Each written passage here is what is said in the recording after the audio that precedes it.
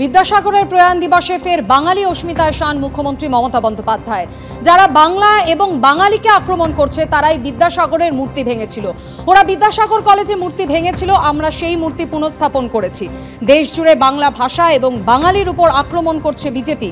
আর এই পরিস্থিতিতে এই মহামনীষীর জীবন, শিক্ষা, দর্শন আরো বেশি করে প্রাসঙ্গিক হয়ে পড়েছে। বিদ্যাসাগরের প্রয়াণ দিবসের পোস্টে বিজেপিকে এভাবেই নিশানা করেছেন মুখ্যমন্ত্রী মমতা বন্দ্যোপাধ্যায়।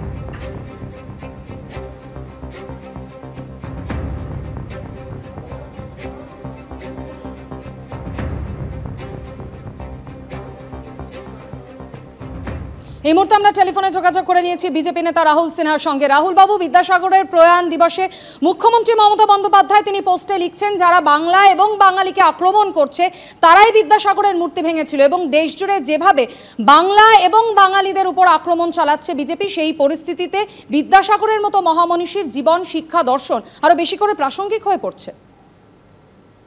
দেখুন, যারা ঘৃণ্য রাজনৈতিক স্বার্থে বিদ্যাসাগরের মূর্তি ভেঙে রাজনীতি করেছিল, আজকে তারা বড় বড় কথা বলছে। এবং আমি মনে করি এতদিন বিদ্যাসাগর কোথায় ছিল? একবারও বিদ্যাসাগরকে স্মরণ করেছেন? কত জন্মদিবস, কত প্রয়াণ দিবস চলে গেছে, বিদ্যাসাগরের একবারও নাম নেননি। আর বিদ্যাকে তো আলু পেঁয়াজের মতো বিক্রি করে ফুটপাতে বসিয়ে দিয়েছে, রাস্তায় বসে আছে বিদ্যা।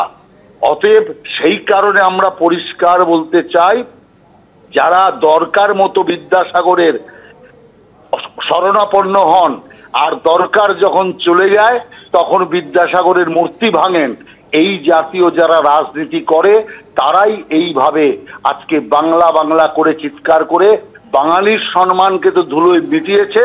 এখন যেটুকু বাকি আছে সেটুকুকে সর্বনাশ করতে চাইছে। আমরা সেটাকে করতে দেব না। বাংলাকে আমরা সোনার বাংলা বানাবো, আবার বাংলা জাগবে, আবার বাংলা সব দিক দিয়ে ভারতের শ্রেষ্ঠ হবে। এটাই বিজেপির একমাত্র স্বপ্ন। অনেক ধন্যবাদ রাহুল বাবু। দিল্লিতে বাংলা ভাষায় কথা বলায় এক বাঙালিকে হেনস্থা করা হয় বলে অভিযোগ করেছিলেন মুখ্যমন্ত্রী মমতা বন্দ্যোপাধ্যায়, আর তার সেই অভিযোগ এবার খারিজ করে দিল দিল্লি পুলিশ। মালদার পরিযায়ী শ্রমিককে হেনস্থার অভিযোগের প্রেক্ষিতেই এবার বিস্ফোরক দিল্লি পুলিশ। বাঙালি হেনস্থার নামে সাজানো ভিডিওর দাবি করেছে দিল্লি পুলিশ। মালদার রাজনৈতিক কর্মী তথা এক আত্মীয়ের কথাতেই এই ভিত্তিহীন ভিডিও। দিল্লিতে সাদা পোশাকের পুলিশের হাতে হেনস্থা 25,000 চাওয়ার দাবি করা হয়। রাজনৈতিক কর্মী এক আত্মীয়ের কথাতেই তৈরি করা হয় ওই ভিত্তিহীন ভিডিও। তারপর সেই ওই রাজনৈতিক কর্মীকে ভিডিও শেয়ার করে এবং তারপরেই সেই ভিডিও ভাইরাল হয়। জিজ্ঞাসাবাদে এমনই কথা স্বীকার করে নিয়েছেন ওই মহিলা, দাবি করেছেন দিল্লি পুলিশের ডিসি। কালিমা লিপ্ত করতেই ভিডিও ভাইরাল করা হয়েছে, বিস্ফোরক দাবি দিল্লি পুলিশের।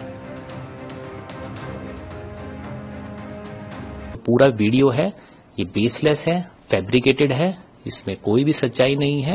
Chief minister of West Bengal उनके ट्विटर हैंडल से एक ट्वीट किया गया जिसमें ये बताया गया कि दिल्ली पुलिस के द्वारा एक बंगाली स्पीकिंग महिला और उसके बच्चे को असॉल्ट किया गया।